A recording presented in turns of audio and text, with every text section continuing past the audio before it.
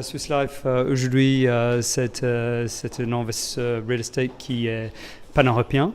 Donc, et ça, suite aux acquisitions par Swiss Life Zurich, de Swiss Life REM France, mais également de Corpus Stereo en Allemagne.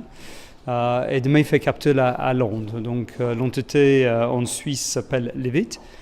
Et donc, entre ces 4 entités, on a fait un total en termes d'actifs achetés, actifs real estate achetés l'année dernière de 7,5 milliards, donc qui est non négligeable.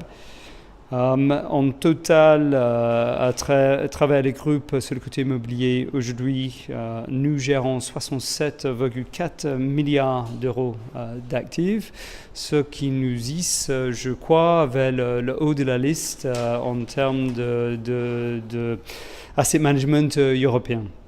Donc, si je reviens à la France, donc, nous avons vocation aujourd'hui clairement de faire sortir nos clients de la France.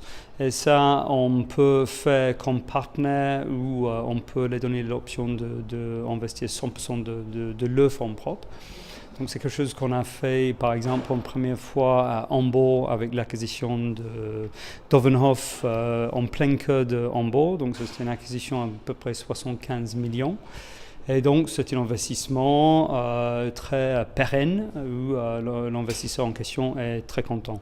Donc, également dans les Benelux, donc, on a acheté plusieurs fois, donc 2 fonds tiers qui ont utilisé Swiss Life pour sortir des fonds français hors des frontières. Et là aussi, très bons investissements, très centralisés, bien placés. Et c'est un marché comme l'Allemagne qui marche très bien. On pense qu'il y a un petit effet Brexit. On voit que ça nous assure l'arrivée de Londres, donc on attend un petit peu d'augmentation de loyer là. Et puis pour revenir à la France, donc aujourd'hui Swiss Life REM France a un active under management qui avoisine les 12 milliards, donc ça n'a pas cessé d'augmenter. Donc on était à 30 fonds gérés récemment, donc là on n'est pas loin de 50. Sur les 50 qui sont gérés, nous avons toujours entre 10 et 15 qui sont activement à l'acquisition. Donc en termes d'immeubles, 500 immeubles gérés par nos équipes.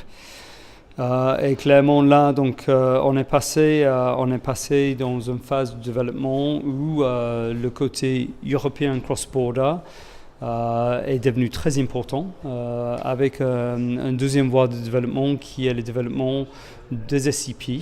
Donc là, c'est Nicolas Kurt qui gère cette activité chez nous. Et on était très actifs en 2016, achetant pour ce nouveau fonds. Voilà, merci.